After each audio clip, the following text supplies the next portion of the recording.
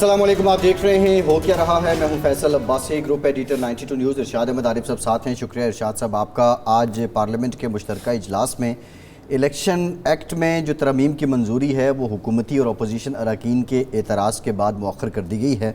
इस मौके पर रज़ा रब्बानी साहब ने भी एतराज़ उठाया। जो जमात इस्लामी के सेनेटर मुश्ताक अहमद ख़ान साहब, उन्होंने तायद की रज़ा रब्बानी साहब के एतराज़ की। सेनेटर अली ज़फ़र साहब ने भी एतराज़ उठाया।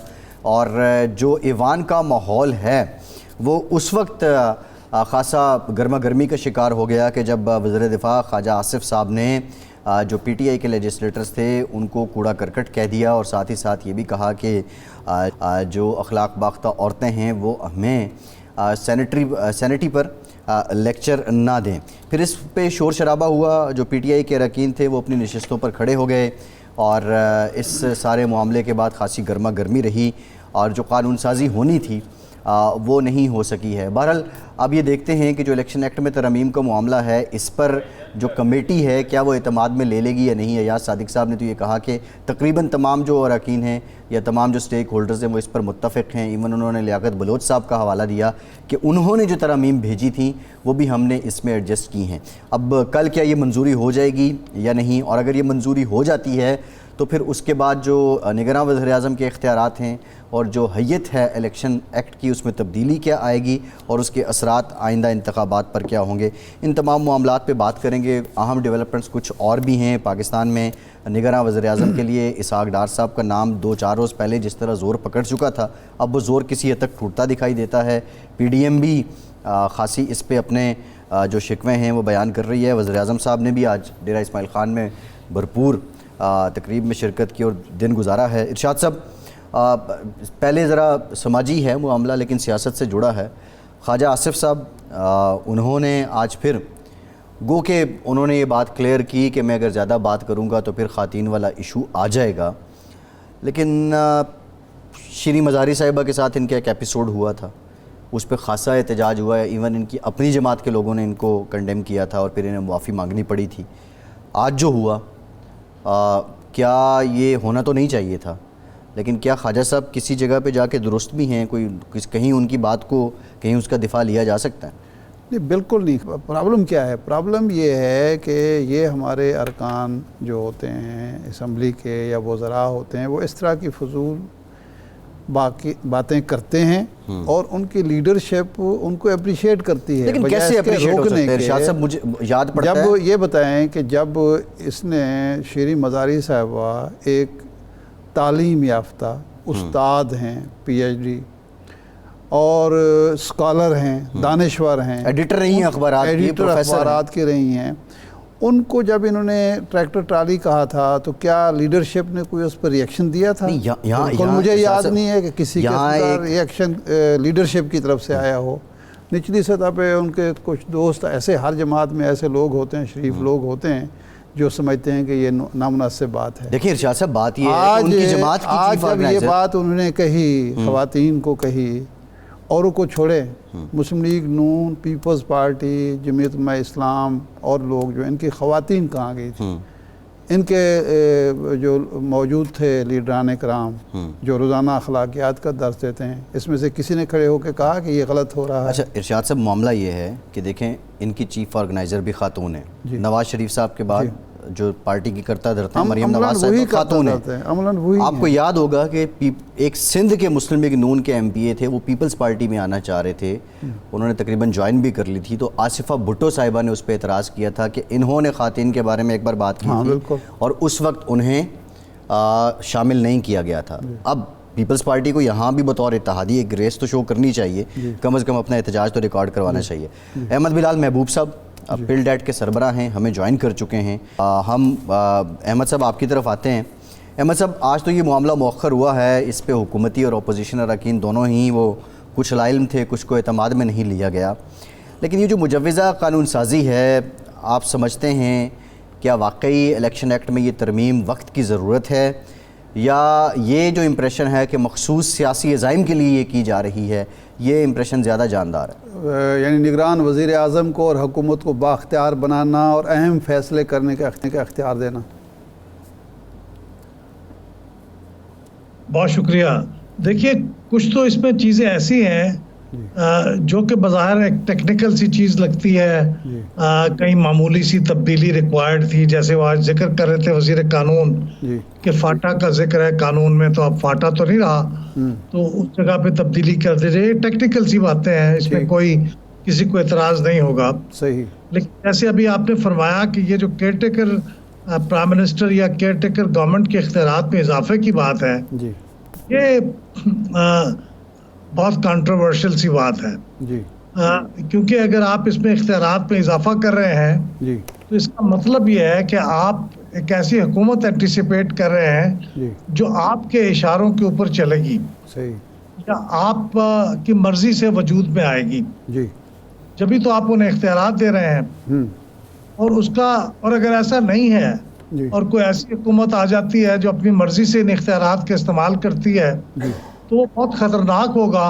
کیونکہ ابھی آپ دیکھیے کہ آپ نے کچھ بڑی مشکلوں کے بعد ایک ایگریمنٹ سائن کیا IMF کے ساتھ، اور اس کی کچھ شرائط ہیں جس کے اوپر عمل کرنا ہمارے لیے لازمی ہے. اور آنے والی حکومت جو کیئر ٹیکر ہے، اگر اس کو اختیار مل جائے کہ وہ اس کے اندر تبدیلیاں بھی کر سکے اور اس کے علاوہ بھی کچھ اکنامک اقدامات کر سکے لانگ ٹرم جس کے اثرات ہوں، تو اس کے بہت ڈیزاسٹرس نتائج بھی ہو سکتے ہیں، خطرناک نتائج ہو سکتے ہیں. تو میں یہ سمجھنے سے قاصر ہوں کہ یہ 3 مہینے کے لیے جو حکومت ہے اس کے لیے تو بڑی سوچ بچار کے بعد الیکشنز ایکٹ 2017 کے اندر یہ درج ہے کہ کیا کر سکتی ہے، کیا نہیں کر سکتی. اور پھر یہ حکومت جو ہوگی یہ منتخب بھی نہیں ہوگی، اس کے پاس تو کوئی مینڈیٹ بھی نہیں ہوگا، تو اس کو اختیارات دینا میرے خیال میں تو کوئی بہت دانشمندانہ بات نہیں لگتی. تو اس کے اندر کئی چیزیں ایسی ہیں جن کے اوپر سوال اٹھایا جا سکتا ہے، اور ایسے موقع پہ جب کوئی بحث کا وقت نہیں ہے، سوچ بچار کا موقع نہیں ہے، کوئی کنسنسس ڈیولپ کرنے کا موقع نہیں ہے، تو ایسی چیزوں کو لانا میرے تو سمجھ سے باہر ہے کہ ایسا کیوں کر رہے ہیں. وہ کیا ایسی چیز ہے جس کی وجہ سے کون سے کام بند تھے جس کی وجہ سے آپ کو یہ کرنا پڑ رہا ہے؟ احمد بلال صاحب، ایک ایشو اس وقت جو اٹھا ہوا ہے وہ یہ ہے کہ MQM اور جماعت اسلامی یہ کہہ رہے ہیں کہ نئی مردم شماری کو ڈکلیئر کیا جائے، اس کے نتائج کو CCI سے منظوری لی جائے اور اس کی روشنی میں نئی حلقے بندیاں ہوں اور پھر انتخابات ہوں، خواہ وہ چند ماہ کے لیے ملتوی بھی ہو جائیں. تو کہیں یہ مقصد تو نہیں ہے کہ نئی حکومت جب نگران حکومت آئے جس کے یہ دائرہ اختیار میں اب نہیں ہے کہ وہ نئی مردم شماری کے مطابق نئی حلقہ بندیاں کر کے تو انتخابات کو ملتوی کر دے، اور یہ التوا کی ایک یعنی بالواسطہ کوشش تو نہیں ہے؟ دیکھیں، میں تو اس بارے میں ایک رائے یہ رکھتا ہوں کہ حلقہ بندیاں نئی ہو ہی نہیں سکتی جب تک کہ آئینی ترمیم نہ ہو. کیونکہ یہ جو مردم شماری ایک بار اپروو ہو جائے گی اور اس کے بارے میں اس کو جس کا قانونی الفاظ استعمال کروں پبلش کر دی جائے گی، اس کے بعد حلقہ بندیوں کا عمل ہونے سے پہلے لازمی ہوگا کہ آئین کے جو دستور کا آرٹیکل 51(3) ہے اس کے اندر ترمیم کی جائے تاکہ صوبوں کی الوکیشن سیٹوں کی اس کے مطابق ہو جائے. جب وہ ہو جائے گی تو پھر حلقہ بندیوں کا کام آگے بڑھے گا. چونکہ ترمیم ہو نہیں سکتی اس وقت، مطلوبہ تعداد ہی نہیں ہے، تو اس لیے مجھے تو یہ نہیں نظر آتا کہ یہ اس وقت نئی حلقہ بندیاں نئی ہونے والی مردم شماری کے مطابق ہو سکتی ہیں. تو یہ مشکل کام ہے، لیکن بہرحال اس کے اوپر قانون کے ماہرین کی رائے مختلف ہو سکتی ہے. میں نے جہاں تک پڑھا اور سوچا اور سمجھا ہے، مجھے تو یہ نظر آتا ہے کہ آرٹیکل 51(3) میں بڑے واضح طور پہ دیا ہوا ہے کہ کس صوبے کی نشست وہ کیسے جب تک آپ ترمیم نہ کر دیں وہ کیسے بدلے گی اور کیسے اس کے مطابق حلقہ بندیاں ہوں گی. صحیح. اچھا بلال صاحب، ایک ایشو اس وقت جو ڈسکس ہو رہا ہے بلکہ حکمران اتحاد میں بھی اختلافات پائے جاتے ہیں، وہ یہ ہے کہ ایسا وزیر اعظم جو سیاسی ہو اور جو کسی ایک جماعت کی یا دوسری جماعت کی نمائندگی کرتا ہو. اسحاق ڈار صاحب کا نام آیا، پیر صاحب پگارا کا نام آیا، آفتاب شیرپاؤ کا نام آ رہا ہے. تو کیا سیاسی شخصیت کو اگر وزیر اعظم بنایا جاتا ہے نگران حکومت کا، تو کیا الیکشن کی ساکھ رہ پائے گی؟ اور ایسی نگران حکومت جس میں سیاسی لوگ شامل ہوں گے وہ تقاضے پورے کریں گے جو نگران حکومت کے تقاضے آئین میں درج ہیں اور جن کی بنیاد پر یہ شک رکھی گئی تھی؟ میرے خیال میں تو یہ کیئر ٹیکر گورنمنٹ کا جو سسٹم انٹروڈیوس کیا گیا تھا وہ اسی وجہ سے کیا گیا تھا کہ ایک ایسی حکومت وجود میں آئے الیکشن کے دوران جو کسی سیاسی جماعت کو نہ فائدہ پہنچا سکے نہ اس کے خلاف کوئی کام کر سکے. یعنی اگرچہ الفاظ آئین میں نہیں ہیں لیکن مقصد یہ تھا کہ ایک سیاسی طور پہ نیوٹرل حکومت ہو, نان پارٹیزان حکومت ہو.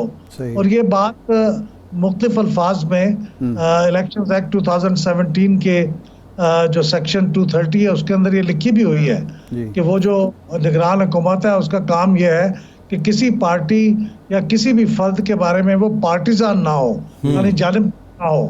تو اگر آپ کا تعلق کسی سیاسی پارٹی سے ہے اور آپ خود ایک سیاسی شخصیت ہے جو اپنی وابستگی رکھتی ہے تو پھر یہ کیسے ممکن ہوگا کہ وہ نان پارٹیزن ایٹیچیوڈ ان کا رہے اور وہ کسی کا ساتھ نہ دیں. اور اگر فرض کرے وہ دے بھی صحیح, ایسا کنڈکٹ ان کا ہو بھی صحیح, تو عام لوگوں کی نظروں میں ان کا تاثر تو یہی ہوگا کہ وہ پارٹیزان ہے. انتخابات کا جو آپ کی نظروں میں جو وقت ہوتی ہے, جو آپ کا مقام ہوتا ہے, وہ تو کبھی فری اینڈ فیئر الیکشن کا نہیں ہو پائے گا. تو اس لیے یہ بڑی ایل ایڈوائزڈ موو ہے کہ کسی سیاسی شخصیت کو لگا دیا جائے. اگرچہ ماضی میں آپ کو یاد ہے افتخار عارف صاحب کہ ہم میں سوائے 2 انسٹانسز کے باقی موقعوں پہ جن لوگوں کو لگایا وہ کوئی غیر جانبدار لوگ نہیں تھے. 3 اوقات ایسے ہیں غالباً جس میں غیر جانبدار لوگ آئے. بندہ یہاں پہ تو سابقہ حکومت کے قائد حزب اختلاف کو بھی مصطفیٰ جتوئی صاحب کو ایک دفعہ نگران بنا دیا گیا. جناب ایک زمانے میں بے نظیر بھٹو صاحبہ کو جب ہٹایا گیا تو پھر نگران کے لیے ان کے باغی ایک پیپلز پارٹی کے بنیادی رکن راج خالد صاحب کو لگا دیا گیا. تو جان بوجھ کے ایسے لوگ لگائے جاتے تھے جو کسی نہ کسی ایک پارٹی کے خلاف ایکشن لینا مقصود ہوتا تھا, اس کو لگاتے تھے. تو اگر ایسی کوئی چیز نہیں ہے تو عوام کے نزدیک تو پہلے انتخابات کی ساکھ بری طرح متاثر ہے. ایسی کسی موو کے نتیجے میں رہی صحیح ساکھ بھی خراب ہو جائے گی. جی بالکل. پلڈیٹ نے کوئی ایسا سروے کرایا ہے یا آپ کا کیا خیال ہے کہ اگلے الیکشن شفاف عالمی معیار کے مطابق منصفانہ ہونے کی کوئی امید ہے؟ بریف کمنٹ احمد صاحب, بریف کمنٹ. جی امید ہو سکتی ہے کیونکہ بہت سی چیزیں پازیٹیو ہوئی ہیں, لیکن اگر آپ لیول پلینگ فیلڈ ساری پارٹیوں کے لیے نہیں چھوڑیں گے, کیونکہ مجھے کہا جا رہا ہے کہ مختصر کریں, تو اس لیے میں مختصر کہہ رہا ہوں کہ تمام پارٹیوں کے ساتھ اگر برابر کا سلوک نہیں ہوگا تو پھر وہ لیول پلینگ فیلڈ نہیں ہوگی, پھر فری اینڈ فیئر الیکشن تو نہیں ہوں گے. جی بالکل ٹھیک. بہت شکریہ احمد بلال محبوب صاحب, آپ کے وقت کے بعد دوبارہ حاضر ہوں گے.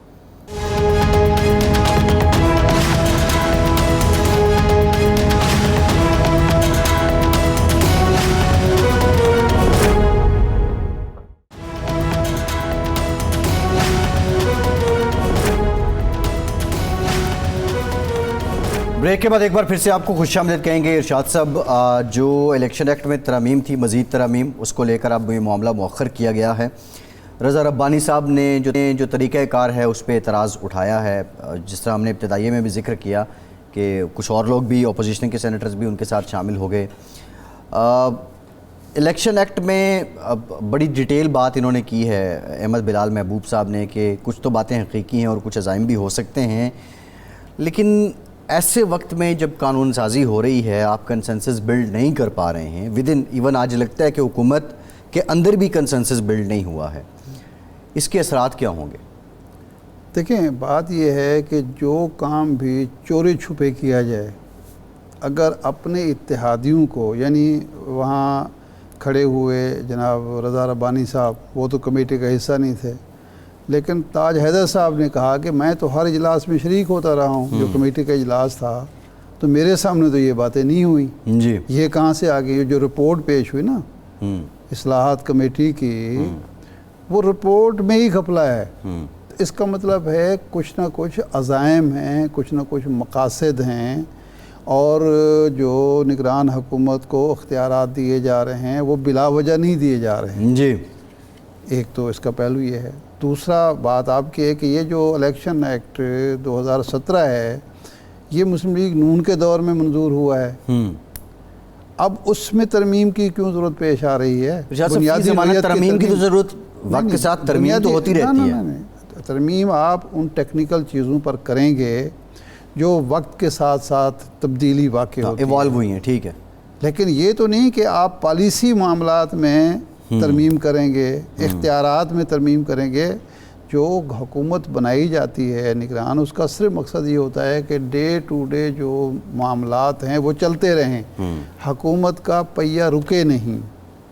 اگر آپ وہاں بیٹھ کے وسیع پیمانے پر تبادلے شروع کر دیں، اپنی مرضی کے لوگ لگانا شروع کر دیں، اگر آپ ترقیاتی کام شروع کر دیں کسی ایک جماعت کو یا کسی امیدوار کو فائدہ پہنچانے کے لیے، آپ وہ اختیارات استعمال کرنا شروع کر دیں جو ایک منتخب حکومت کے اختیارات ہیں، پالیسی میٹرز کو ٹچ کریں، تو پھر یہ نگران حکومت. لیکن اس کی دلیل جو اسحاق ڈار صاحب دے رہے ہیں وہ یہ کہتے ہیں کہ IMF کے ساتھ معاملات ہیں ہمارے، اور صرف ڈے ٹو ڈے افیئر کے لیے تو نگراں حکومت نہیں ہونی چاہیے. اور امپورٹنٹ بات یہ ہے کہ ہمیں 1 ارب کی جو قسط آنی ہے مزید، وہ نگراں حکومت کے دور میں آئے گی.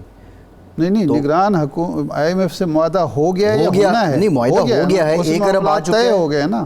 اب عمل درآمد کرانا ہے نا، اس کے لیے تو اختیارات کی ضرورت نہیں ہے، اختیارات موجود ہیں حکومت کے پاس، بیوروکریسی کے. دیکھ رہے ہیں یہ ہے عمل درآمد کا معاملہ. نیا معاہدہ کرنا ہے نئی حکومت نے، نہیں کرنا نا، عمل درآمد تو کرنا ہے، اسی لیے تو نگران حکومت بنتی ہے. آپ کا مطلب یہ ہے کہ کوئی آپ نیا معاہدہ کرنے جا رہے ہیں، بنیادی نوعیت کی تبدیلیاں کرنے جا رہے ہیں، یہ اختیار کس نے دیا ہے آپ کو؟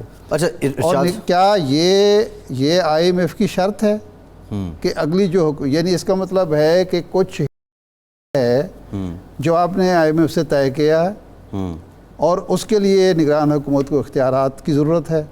یہ تو اور خطر نہیں ہے. اگر نہیں ہے تو دیکھیں بجلی آپ نے بڑھا دی، اور اگر بڑھانی ہے تو نگران حکومت کے اختیارات پہ یہ تو قدغن نہیں ہے کہ آپ بجلی کے ریٹ نہیں بڑھا سکتے یا پیٹرول کے ریٹ نہیں بڑھا سکتے. پیٹرول عالمی مارکیٹ میں بڑھ جاتا ہے تو نگران حکومت پابندی ہے کہ وہ نہیں کر سکتے. نگران حکومت جو کام نہیں کر سکتی کہ پالیسی ایشوز میں کوئی بڑا فیصلہ نہیں کر سکتی، کوئی تقرر تبادلہ ایسا نہیں کر سکتی جس سے کسی ایک فریق کو یا ایک پارٹی کو فائدہ ہو سکتا ہو، کوئی ایسے فنڈز جاری نہیں کر سکتی جو الیکشن کے نتائج پر اثر انداز.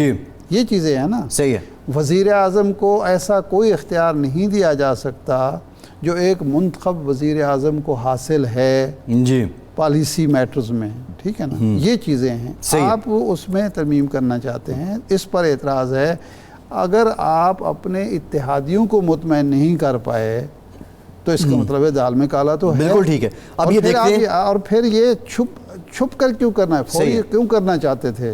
وزیر قانون کی میں تقریر سن رہا تھا، فلاں موقع پر تو بھئی فلاں موقع پر اگر ایسا ہوا تو وہ غلط ہوا. صحیح ہے. آپ اس سابقہ حکومت کی بات کر رہے تھے.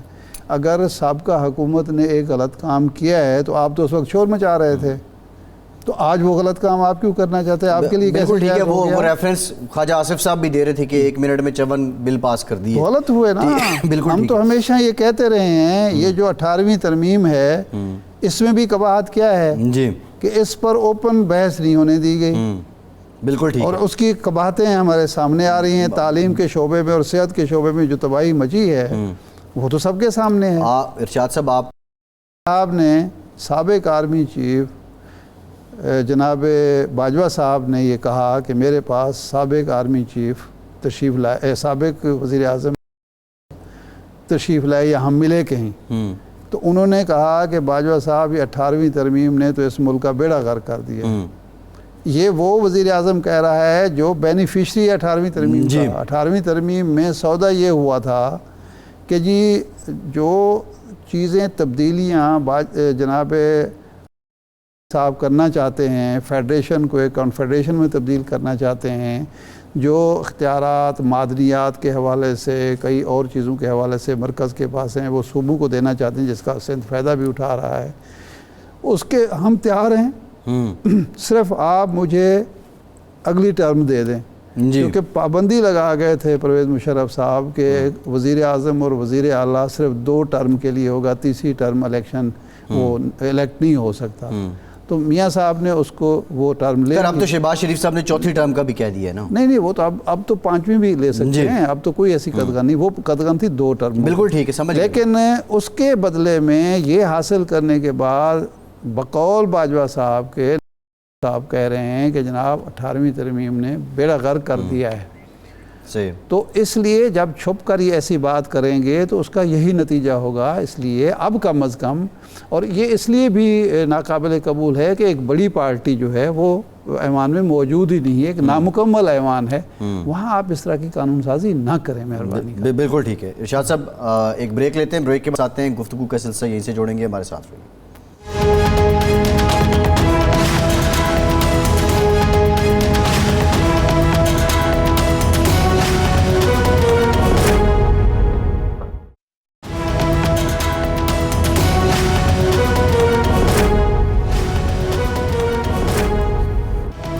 بریک کے بعد ایک بار پھر سے آپ کا خیر مقدم کرتے ہیں. بات کریں گے کچھ کراچی اور سندھ کے معاملات پر, بالخصوص ایم کیو ایم کے جو ریزرویشن تھے کہ نئی مردم شماری کے تحت حلقہ بندیاں اور پھر الیکشن ہوں, اس پر بھی کچھ ڈیٹیل بات کریں گے.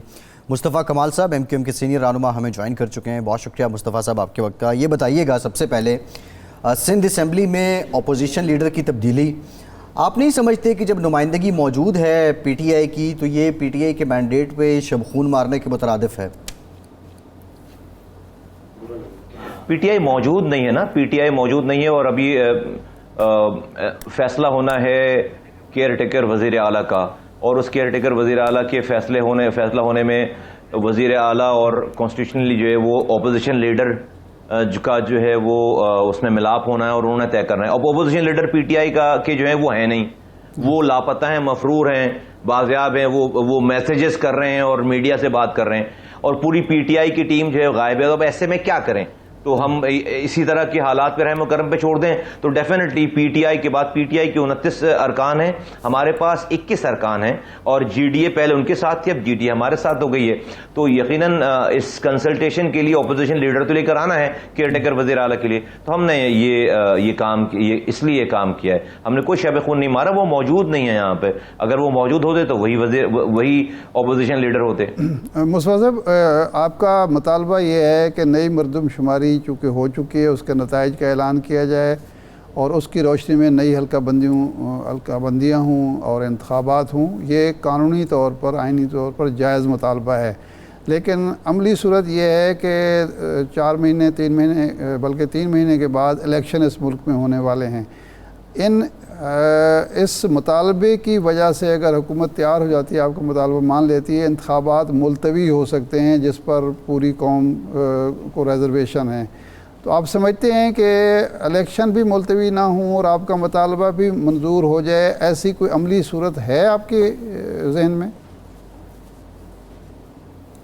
شاہ صاحب, اگر تو سینسز مردم شماری 6 مہینوں کے بعد ہونا ہوتی, 1 سال کے بعد ہونا ہوتی, تو ہم یہ کہتے کہ بھئی ابھی تو اگر ہم یہ مطالبہ پھر کرتے کہ بھئی پہلے مردم شماری ہو جائے پھر الیکشن کراؤ, تو پھر جو ہے وہ یہ بات بڑی ناقابل فہم بات ہوتی. چونکہ مردم شماری کا ایک بڑا ٹیڈیس قسم کا عمل, اور شاید آپ لوگوں کو اندازہ نہیں ہے پنجاب میں, ہم یہاں سندھ میں تو ہمیں اپنے آپ کو گنوانا ایک بہت بڑا مسئلہ ہے. آپ کو پتہ ہے 7 اپریل کو حکومت نے اعلان کر دیا کہ 98% گنتی پوری ہو گئی ہے, اور کراچی کی آبادی 1.35 کروڑ گن رہے تھے, وہ 1.35 کروڑ. چونکہ ہم اس کا پیچھا کر رہے تھے, ہم اس کو فالو کر رہے تھے, ہمارے پاس ثبوت و شواہد تھے. وزیر اعظم نے پھر ہمیں ایکسس دیا, یہ جو پلاننگ کمیشن کے احسن اقبال انہوں نے ہمیں ایکسس دیا, انہوں نے ہماری بات سنی سمجھی, پھر اس کے بعد انہوں نے ڈیٹس بڑھائی ہیں. اس ڈیٹ بڑھنے کے بعد جو کلوزنگ ہوئی ہے اس میں 56 لاکھ نئے لوگوں کا ڈیٹ ختم ہونے کے بعد 56 لاکھ نئے لوگوں کا اضافہ ہو گیا. اب امیجن کریں, اور جبکہ ہم بھی یہ بھی نمبر نہیں مانتے,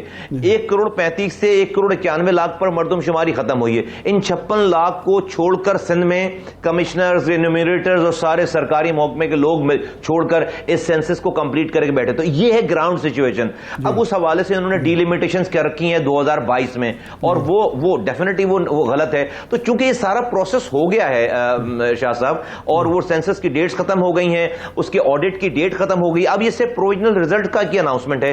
20 دن اس حکومت میں رہ گئے اور اگلے 3 مہینے اگر تو یہ تیزی سے کام کرتے ہیں اور اب ہیومن ریسورسز لگاتے ہیں تو اتنی جو ایکسرسائز ہو گئی ہے, اس ایکسرسائز کے بعد اگر آپ اس کو اکاؤنٹ فور نہیں کریں گے تو پھر یہ پچھلی مردم شماری پہ الیکشن کرانا پھر وہ فیئر اینڈ فری الیکشن نہیں کہلائیں گے. پھر ہمارا یہ کہنا ہے جمہوری جو قاعدے ہیں اور اس کے ضابطے ہیں اس پہ پھر یہ پوری چیز نہیں اترے گی. تو چونکہ سینسس ہو گئے ہم یہ کہتے ہیں کہ اسی ایک اور عملی مشکل یہ ہے کہ آئین میں ترمیم کی ضرورت پڑے گی، کیونکہ نئی حلقہ بندیوں کے بعد نشستوں کی تقسیم اثر 9 ہوگی صوبوں میں. وہ وفاقی حکومت کے پاس 2/3 میجارٹی نہیں ہے، تو وہ بھی ایک رکاوٹ بن جائے گی. جو قانونی ماہرین ہیں وہ ہمیں بتاتے ہیں کہ اس کا حل ہے.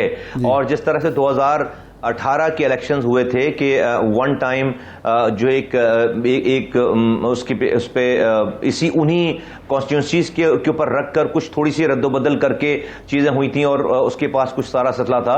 تو اسی طرح کی ایک اور کوئی شک ہے جس میں اگر پروویژنل رپورٹس، یہ جو پروویژنل رپورٹس ہیں، اگر یہ اس کا اجرا ہو جائے اسی گورنمنٹ میں تو پھر قانوناً ایک شکل بنتی ہے جہاں پر آپ اس کی کوئی ریمیڈی نکال سکتے ہیں. اور جو آئینی اور قانونی ماہرین ہیں وہ اس کا رستہ بتاتے ہیں ہمیں. صحیح. اچھا مصطفیٰ صاحب یہ بھی بتائیے گا، اس میں جماعت اسلامی اور بالخصوص حافظ نعیم الرحمان صاحب بہت زیادہ آواز اٹھا رہے ہیں. معاملہ کیونکہ کراچی میں زیادہ ہے، ان کا سٹیک بھی کراچی میں زیادہ ہے، تو کیا آپس میں آپ کو کوئی رابطے ہوئے ہیں؟ کیونکہ مطالبہ سیم ہے تو یک آواز ہو کر آپ لوگ اس معاملے کو اٹھائیں گے کیا؟ نہیں، حافظ نعیم صاحب جی سولو فلائٹ کے جو ہے وہ چیمپئن بننا چاہتے ہیں.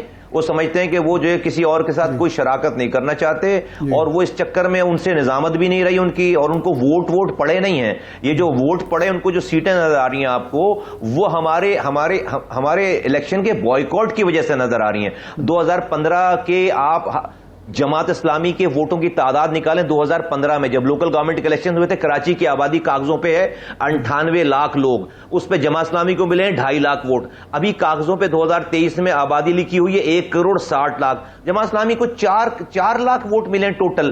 ایم کیو ایم کو 98 لاکھ آبادی کے اوپر 11,78,000 ووٹ ملے تھے. ہم ابھی الیکشن لڑتے تو 20 لاکھ ووٹ لیتے. جب جا کر ہم کہتے ابھی تینوں پارٹیز کے ووٹ ملا کر بھی، P T I, people's party اور جو ہے وہ جماعت اسلامی، یہ ملا کر بھی 11 لاکھ ووٹ نہیں ہے.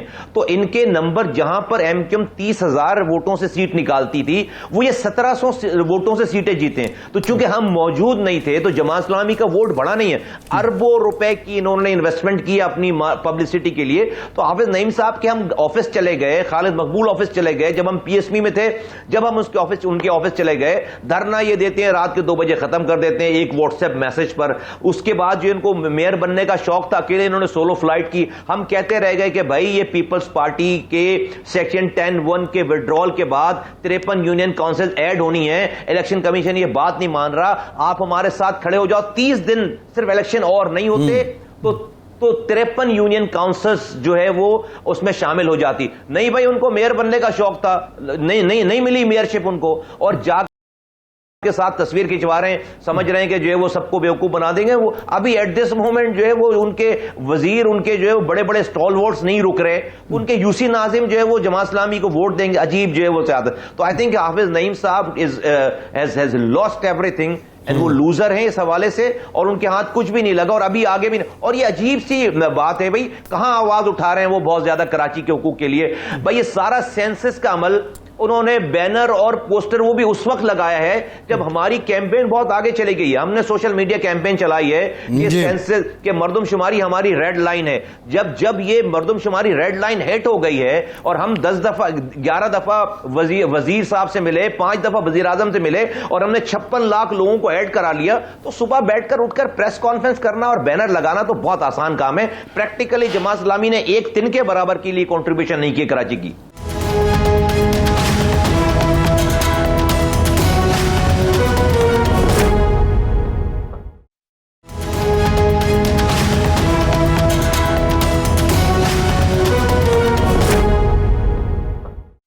اچھا یہ فرمائیں کہ یہ آپ نے ذکر کیا پی ٹی آئی کا، اس وقت ایک باتیں ہو رہی ہیں کہ جی پی ٹی آئی پر پابندی لگ جانی چاہیے، اور ان کے جو چیئرمین ہیں ان کا بلیک آؤٹ بھی چل رہا ہے. تو ایم کیو ایم بطور جماعت پی ٹی آئی پر پابندی کے حق میں ہے، اور کیا یہ بلیک آؤٹ درست ہے؟ نہیں، ہم بالکل پی ٹی آئی کے اوپر پابندی کے حق میں نہیں ہیں. ہم اس بات کے حق میں ہیں کہ جو آئینی اور قانونی طور پر جس کے اوپر جو جرم بنتا ہے ثبوت و شواہد کے ساتھ قانون کو اپنا رستہ لینا چاہیے، اور جو غیر قانونی کام ہے نہ وہ پہلے کامیاب ہوئے ہیں اور نہ آئندہ کامیاب ہوں گے۔ اس سے کیا کرتے ہیں کہ آپ جو غلط ہوتا ہے اس کو پھر آپ جب ایک ٹائم آتا ہے اس کو ان چیزوں کی وجہ سے اس کو کشن مل جاتا ہے۔ تو میں سمجھتا ہوں کہ پی ٹی آئی کے جو چیئرمین صاحب ہیں وہ اپنے لیے اپنے خود کو آئسولیٹ کرنے کے لیے ان کے جو اقدامات ہیں وہ کافی ہیں۔ انہوں نے خود کو آئسولیٹ کیا اپنی پالیسیز سے، اپنی جو ہے وہ میں سمجھتا ہوں کہ اپنی تکبر سے، اپنی غلط پالیسیز کی وجہ سے۔ نیشنل اسمبلی میں وہ جا کر بیٹھ جاتے، 2 سیٹوں کی برتری سے حکومت چل رہی ہے، ہو سکتا ہے 1 ہفتے کے بعد دوبارہ وزیر اعظم بن جاتے، خود سے اسمبلیوں سے باہر آگے استعفیٰ دے دیا، کسی نے ان کو نہیں کہا تھا۔ پھر پنجاب اور پورنچل کے پی کی حکومتیں ان کو پروٹوکول دے رہی تھی، پولیس ان کے 500 پولیس اہلکار ان کے لیفٹ رائٹ پہ دوڑ رہے تھے، ان اسمبلیوں کو انہوں نے اپنے ہاتھوں سے توڑ دیا۔ وہ پولیس جو ان کے پروٹوکول میں تھی ان کو پکڑنے کے لیے لگ گئی، تو اور پھر پتا تھا کہ بھئی آپ کے ساتھ جو لوگ ہیں وہ کوئی ارطغرل غازی کے جو ہے نا وہ کوئی سپہ سالار نہیں ہے یا کوئی جو ہے وہ فوجی نہیں ہے۔ تو آپ کو پتہ نہیں کس چیز کا زوم اور گھمنڈ تھا، بھئی آپ کو پتا تھا کہ آپ 2018 میں کیسے آئے ہیں، جہاز بھر بھر کے جہانگیر ترین صاحب نے آپ کو لا کر لوگوں بندے جمع کر کے وزیر اعظم بنا دیے۔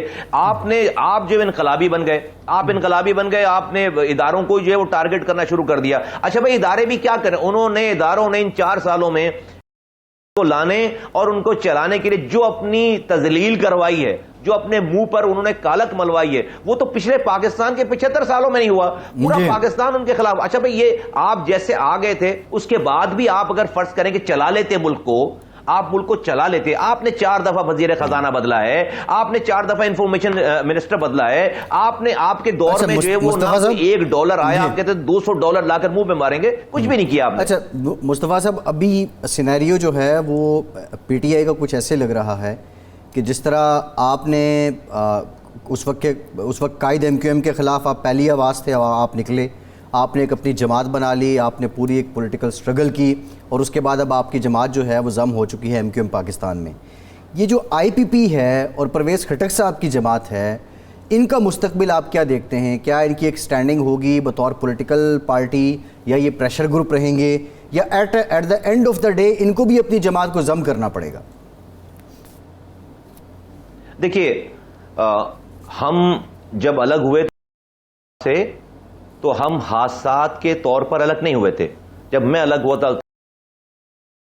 14 اگست 2013 کو میں ایم کیو ایم چھوڑ کر گیا تھا، ٹھیک ہے، میں سینیٹر تھا پارٹی کا، میں رابطہ کمیٹی کا ممبر تھا، اور 9-0 کھلا تھا، اور ان کے 51 ایم پی ایس تھے، 25 ایم این ایس تھے، 8 سینیٹرز تھے، گورنر بیٹھا تھا 14 سالوں سے، ایک سیکٹر آفس بن نہیں تھا، سارا سیٹ اپ جو ہے وہ چل رہا تھا۔ میں اس وقت چھوڑ کر گیا، پہلے جسے کہتے ہیں نا ایمان کے سب سے نچلے درجے کا تقاضا یہ ہے کہ آپ برائی کو دل میں برا سمجھو، تو میرے سب سے نچلے درجے کا تقاضا یہ تھا کہ میں نے دل میں برا سمجھ کر چھوڑ دیا۔ پھر ہم 3 مارچ 2016 کو جب ہم آئے ہیں تو کوئی حادثہ نہیں ہوا تھا اس وقت، میں اور انیس قائم خانی 2 اکیلے لوگ تھے، ہم نے آ کر ببانگ دہل وہ بات کی جو سب نے سنی، اور آج بھی ہم اس بات پر قائل ہیں اور ساری چیزوں پر قائل ہیں۔ ہم نے جدوجہد کی ہے، اس بنا پر ایک پارٹی بنی، لوگ ہمارے ساتھ جڑے، اور اس کے بعد ایم کیو ایم 22 اگست کا واقعہ ہو گیا، ایم کیو ایم پھر نے ان سے علیحدگی کا اختیار کر لی، اور آج ہم ایک ہیں۔ یہ جو آپ جن پارٹیز کا ذکر کر رہے ہیں، پی ٹی جو گروپ ہیں، وہ تو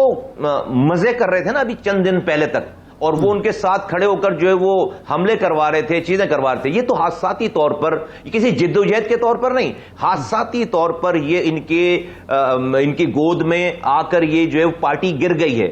اب ایسی پارٹیز جو کہ بغیر کسی سٹرگل کے، بغیر کسی ویژن کے، بغیر کسی نیریٹو کے جو آ جائے، اس کی مدت بہت زیادہ نہیں ہوتی۔ ہاں، جو لوگ جاگیردار ہیں، سردار ہیں، وڈیرے ہیں، سرمایہ دار ہیں، ان کی اپنی سیٹیں ہیں، ان کی اپنی وہ الیکٹیبلز ہیں، ان کی وہ الیکٹیبلٹی جو ہے ان کا جو ایک مارجن ہے وہ رہے گا۔ بٹ اگر ایسا پارٹی آپ اس کو کہیں گے، پارٹی کے لیے سٹرگل کرنی پڑتی ہے، کوئی موٹیو ہوتا ہے آپ کا، کوئی نیریٹو ہوتا ہے، کوئی آپ کی لائکنگ ڈس لائکنگ ہوتی ہے۔ ہم سب لوگ جو آج آئیں، ہم نے ایک اپنا نیریٹو، ایسے وقتوں میں جہاں پر سچ بولنے کی سب سے چھوٹی سزا موت تھی، ہم نے الطاف حسین صاحب کو چھوڑا ہے، اور ہم نے لاشیں اٹھائی ہیں اس چھوڑنے کے۔ 8 ساتھی ہمارے شہید ہوئے ہیں، ہم نے لاشیں اٹھائی ہیں، لیکن ہم اپنی باتوں سے نہیں پھرے۔ مصطفیٰ بھائی یہ فرمائیں کہ اس وقت الیکشن قریب ہیں اور نگران حکومت اور نگران وزیر اعظم کے بارے میں ڈسکشن شروع ہو گئی ہے، خود حکمران اتحاد کے اندر بھی ایک دو نام آئے اور اسحاق ڈار صاحب کا نام آیا اور جو پیپلز پارٹی نے ریجیکٹ کر دیا. آپ سے کوئی کنسلٹیشن ہوئی ہے مسلم لیگ کی شہباز شریف صاحب کی کہ جی کون ہمارا امیدوار ہوگا؟ 1 2 3 نام کوئی ڈسکس ہوئے ہیں آپ سے؟ ایسا ہے شاہ صاحب، ہم جب لاسٹ ویک وزیر اعظم سے ملے ہیں خالد مقبول صاحب کی سربراہی میں، تو انہوں نے کیٹیگوریکلی یہ بات کہی کہ یہ بالکل جو باتیں ٹی وی پر چلتی ہیں اور دوسرے حوالوں سے، اس وقت تک اسحاق ڈار صاحب کا نام نہیں آیا تھا، کہہ رہے ہیں کہ اس میں بالکل کوئی بات نہیں اور ہم کوئی بھی فیصلہ کریں گے آپ سے کنسلٹیشن کے بغیر نہیں کریں گے. اور اس سلسلے میں انہوں نے وہاں پر جو وزراء موجود تھے، اسحاق ڈار صاحب تو موجود نہیں تھے لیکن ان کی غیر موجودگی میں ان کا نام لیا، احسن اقبال صاحب کا نام لیا، خواجہ سعد رفیق صاحب کا نام لیا اور ایاز صادق صاحب کا نام لیا کہ ہماری طرف سے، ان کی طرف سے یہ کمیٹی ہوگی. خالد مقبول صاحب نے بھی اپنے 3 نام دیے کہ ہماری طرف سے یہ کمیٹی کو، اور اس کمیٹی کا یہ کام، یہ ایس او پیز یہ طے ہوئی. جی مصطفیٰ صاحب، ہم آپ کی طرف آپ سے رابطہ بھی دوبارہ کرتے ہیں. اب امپورٹنٹ بات ارشاد صاحب یہ بھی ہے کہ اسحاق ڈار صاحب کے نام پہ باقی تو اتحادی جو جماعتیں ہیں ان کی جانب سے بھی ایک اعتراض آ رہا ہے، اور جو سین وائسز ہیں لیجسلیشن کو لے کے، دیگر معاملات کو لے کے، وہ کہتے ہیں کہ جو کنسیپٹ ہے نگراں گورنمنٹ کا، جس مقصد کے لیے نگراں گورنمنٹ کا قیام لایا گیا تھا، یہ فارمولہ لایا گیا تھا، وہ اس کے منافی نظر آتا ہے. لیکن امپورٹنٹ بات یہ ہے جو مصطفیٰ کمال صاحب سے جاننے والی بات ہے، ہم ان سے جاننے کی کوشش بھی کرتے ہیں کہ آیا ایم کیو ایم کو 90 روز میں، اسمبلی ڈیزالو ہونے کے بعد 90 روز میں الیکشن دکھائی دے رہے ہیں، یا یہ جو امپریشن پایا جاتا ہے کہ الیکشن مزید بھی ڈیلے کا شکار ہو سکتے ہیں؟ یا مصطفیٰ صاحب سے بھی جانیں گے. ارشاد صاحب آپ بھی اس پہ کمنٹ کر دیں، پھر مصطفیٰ صاحب کی طرف. میں جو بات کہنا چاہتا ہوں وہ یہ ہے کہ میاں آج ایک انگریزی اخبار نے اپنے ایڈیٹوریل میں یہ بتایا ہے کہ مسلم لیگ کے انسائڈر یہ کہتے ہیں کہ کچھ بھی ہو جائے، جو وزیر اعظم ہوگا وہ ہماری مرضی کا ہوگا، کسی اور کی مرضی کا نہیں ہوگا. مصطفیٰ صاحب سے جان لیتے ہیں. اچھا آپ فرما رہے تھے، جاری رکھیں مصطفیٰ. بس بریف کمنٹ مصطفیٰ صاحب، اسمبلی ڈیزالو ہونے کے بعد 90 روز میں الیکشن نظر آ رہے ہیں آپ کو؟ جی ہو جانے چاہیے، اور ہم چاہتے ہیں کہ ہونے چاہیے الیکشن، اور اس کے علاوہ کوئی اور چارہ نہیں ہے. اور کمیٹیز بنا دی گئی ہیں، مشورہ ہم سے ہوگا. وزیر اعظم نے کیٹیگوریکلی کہا ہے ہماری طرف سے بھی کمیٹی. اور کل خالد مقبول صاحب کی بات ہوئی ہے سعد رفیق صاحب سے اور ان کے ایک اور وزیر، انہوں نے کیٹیگوریکلی یہ کہا ہے کہ یہ جو اسحاق ڈار صاحب کا نام جو چل رہا ہے، ایک وزیر صاحب نے کہا یہ تو ہمارے یہاں بھی ڈسکس نہیں ہوا، ان کے یہاں بھی ڈسکس نہیں ہوا. تو ہم سے جب وہ ڈسکس کریں گے اور ہماری کمیٹی کے سامنے رکھیں گے تو ہم ضرور اس پہ اپنی جو ہے وہ جاننا چاہیں گے. پہلے تو اس کی لاجک کیا ہے، اس کے میرٹس کیا ہیں، اور پھر ہم اپنی بات ضرور ان کے سامنے کریں گے. اور سب یہ بات طے ہوگی کہ جو بھی بات ہوگی وہ کمیٹی میں طے ہوگی پہلے، اس کے بعد فیصلہ ہوگا. بالکل ٹھیک ہے، بہت شکریہ مصطفیٰ کمال کا. ارشاد صاحب آپ کا شکریہ. پروگرام کا ٹائم ختم ہو گیا، اجازت دیجیے.